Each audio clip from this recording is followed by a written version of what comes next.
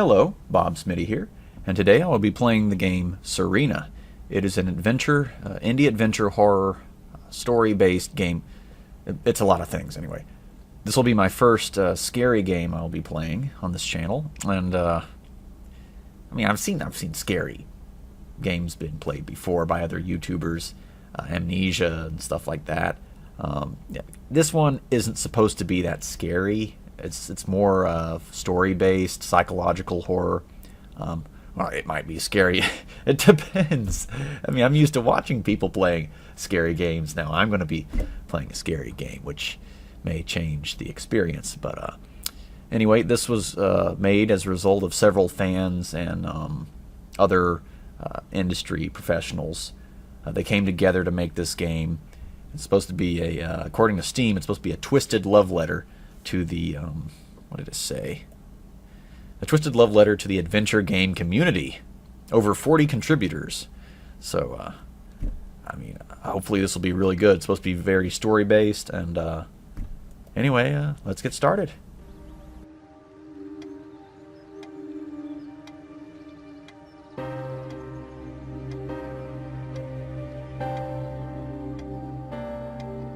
Sometimes, when I make a great effort, I can remember her scent, the sweetness of her breath. Serena. Serena? Why can't I see you more clearly? Why can't I even remember? This was taken on that crisp winter night at our mutual friend's hunting lodge. We came back indoors, laughing, giddy as teenagers.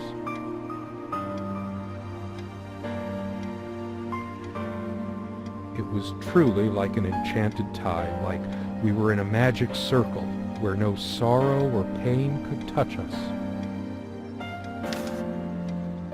Serena enjoyed spice in her life. I preferred it more bland.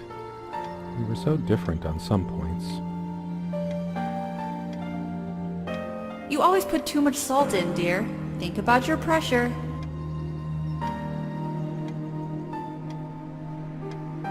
The furniture came with the cabin. Considering how off the beaten path this place is, that helped make up our mind.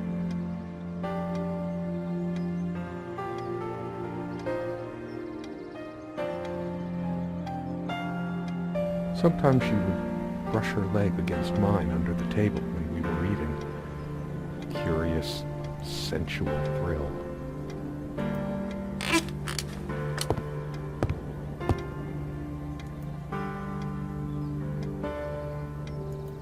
So much wisdom and happiness in this bookcase.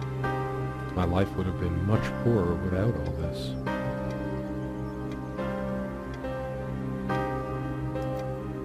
The smell of old books is intoxicating. What happens to wood pulp as it ages gives it that distinctive vanilla smell. Let's see. Sharing meals with a good red wine was one of the great pleasures in our relationship, especially in the intimacy of this cabin. Let's see, what else can we do here?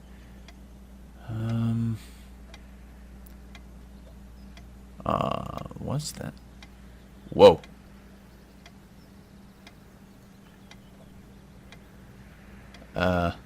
That's a strange picture.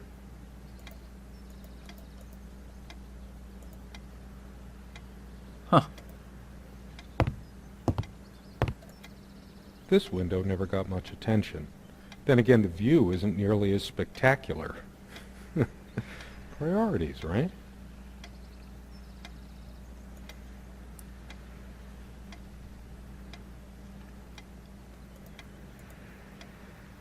That one kid's looking down, it looks like.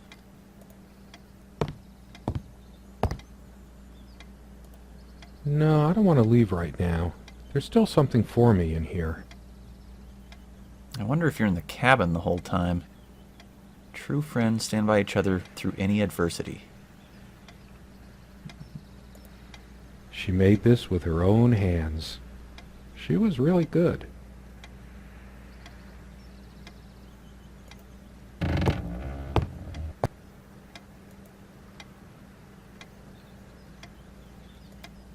"Come, love, with peace in your heart," said Niamh of the ice-blue eyes. Blue eyes. It's based on an Irish folk tale. Warrior poet O'Sheen goes to Tirnanog, a Celtic otherworld known as the Land of Youth and Promise.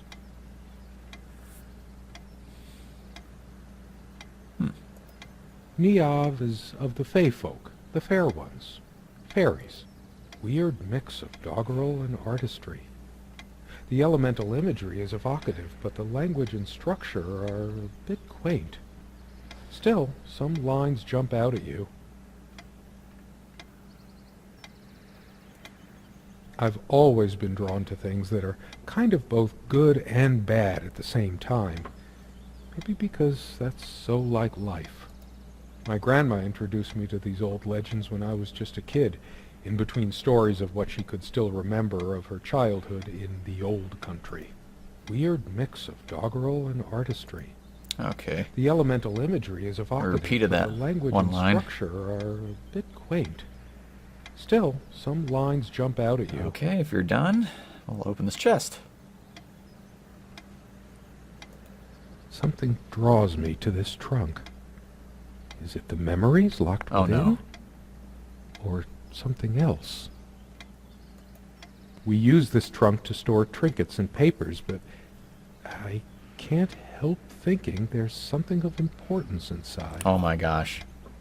It's not Serena, is it? Something important. That's a body. All right. It's a beautiful day, though there's an unnatural calm surrounding the area. I've always loved the hazy afternoon shades of this place. It's deep into summer, so there's a few hours left until it gets dark. The clock is a trophy from our flea market adventures. Chalk this particular purchase up to "Every cabin needs one." We used to keep a pitcher of water and a glass on this nightstand, but they're not here now. Our refuge from the world, a place of warmth and passion. A dream catcher.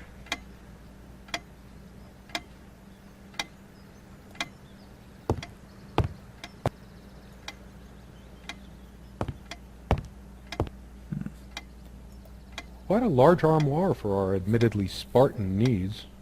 She uses most of it.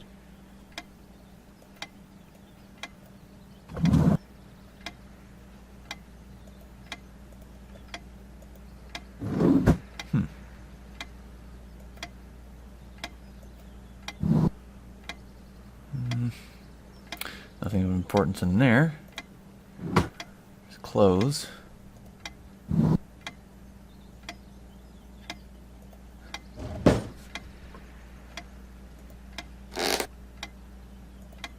She adored all things of nature. I remember her long walks out in the woods. Curiously, we never brought many plants inside the cabin. We were surrounded by so many outside, I guess we were saturated by them. At least I was. She is fairly religious, not me. I'm the cold and cynical bastard. But I don't remember that ever being an issue between us. She always thought our relationship was a blessing. God, how I miss her. No longer the cynical asshole, I guess. I guess every time I click with the magnifying glass, it just says more stuff. Maybe I should have let her bring some plants inside. She liked them a lot. A plant is a plant. Beautiful to some, boring to others. They say these things are alive. If they are, it must be a horrible existence, confined in their own silent, dark world. We have much more interesting things than this plant inside the cabin, like my books. A plant is a plant. Oh, okay. Her faith came as a surprise to me. She was never prudish about sex, so I just didn't expect it. I guess people simply aren't that predictable. No, I don't want to read right now. Especially not a Bible. I have no need for the words in there. I don't feel like being admonished by a deity right now. No, I don't want to read right now. Okay. Especially not a Bible. Sometimes we joked we needed to be so far out in the woods because that's how our sex life was. Far out. And we all have our skeletons in the closet, but not Serena. She was perfect. I'm not sure why, but I don't feel like opening it. The sole thought of it drains what little energy I have left in me. Maybe later. There's nothing of interest inside the closet anyway. Okay. I'm guessing her body is either in the chest or in the closet. I'm just thinking out loud here. I haven't checked this stuff yet. Been over here already. Haven't checked this yet. There's a strand of blonde hair in the comb. Hers. I used it too, when shaving.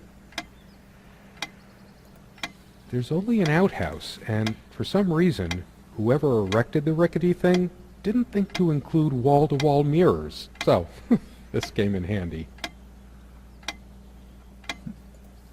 Yes, blonde hair like sun rays. I'm remembering. Oh. What's wrong with my memory? Did I have a stroke?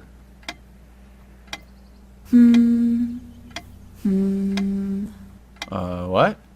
That was her. She also had a brush, but I can't see it anywhere. Nor some of her other personal items. It's just a regular comb bought from a supermarket, new enough to still have all its teeth. That's supposed to... She also had a brush, but I can't see it anywhere. Nor it's just a regular comb bought. Should I dust for fingerprints? I might if I were in a detective story. maybe we are. We don't know where Serena is. After all these years, it permanently smells of her and her perfume. The last thing I need now is to see myself in the mirror. I must look awful. There's dust on this, too. It's everywhere. Well, I got one of his memories. Her humming. These keys are for the cabin and the car.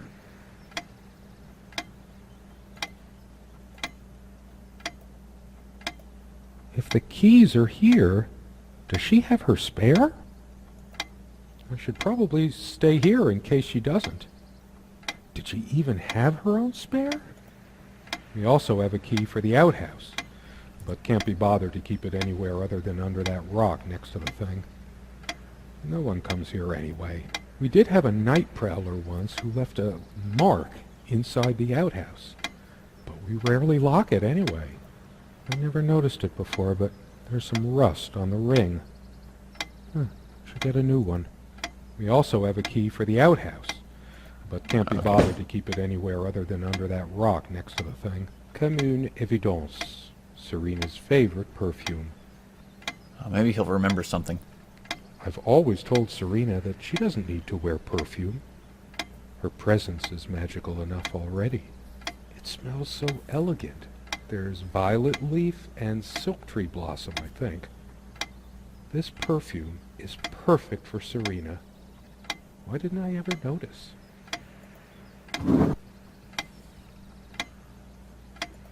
They prevent my blood pressure from skyrocketing. Doctor's orders. And Serena's. I'm generally not fond of taking medication. I find it hard to believe ingesting a few chemicals will do me much good in the long run.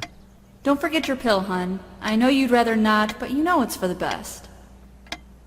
There's another memory. Beta blockers. I have high blood pressure. I'm only supposed to take these before meals.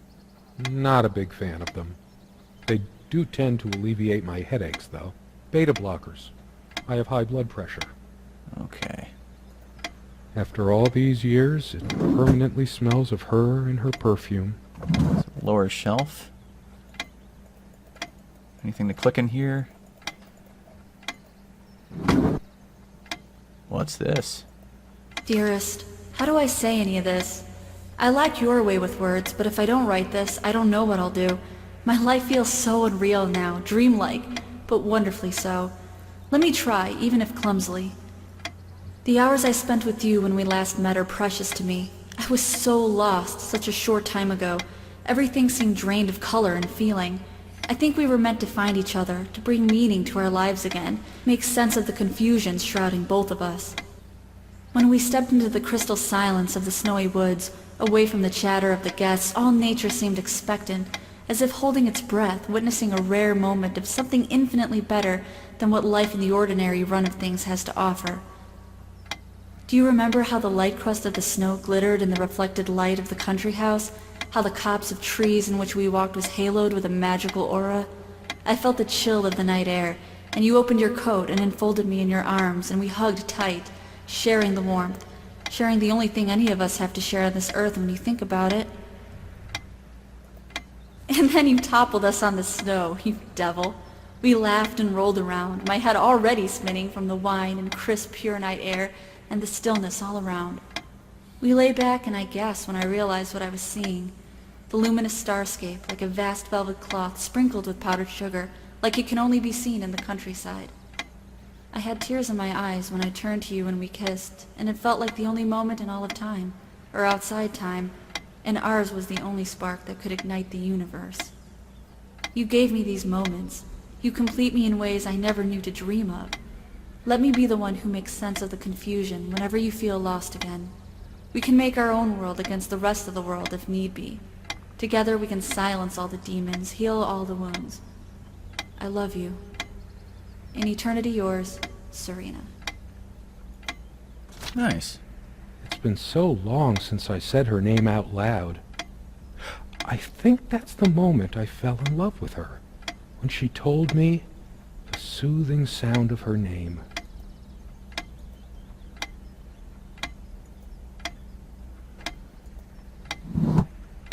Oh, watch.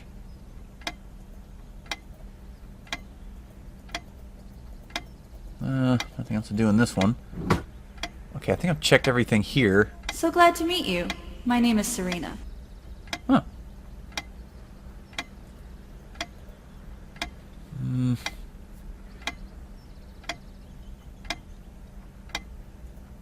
sunlight is so bright here.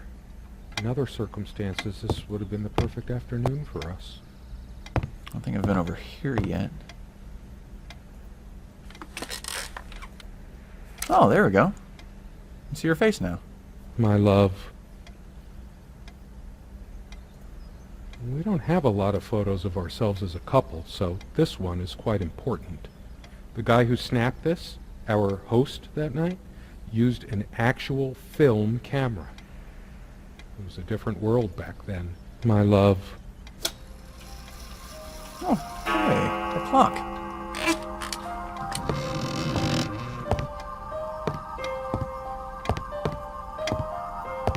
How long has it been, I wonder? I can't tell. And I miss her so much.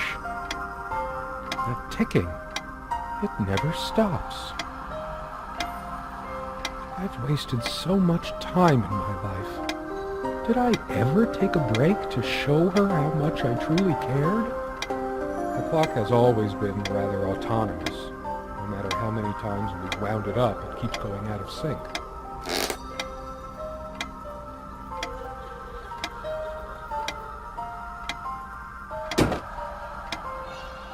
What? Now it's getting interesting.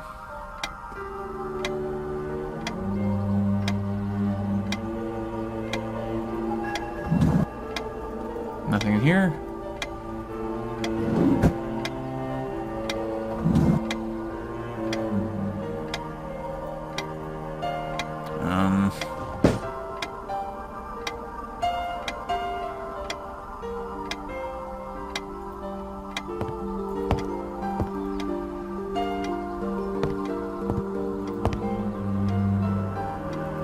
Is there anything worse than beautiful memories turning to dust? I feel like I don't even have the strength to lift the lid. What once gave me so much joy now fills me with unbearable sorrow. Oh no.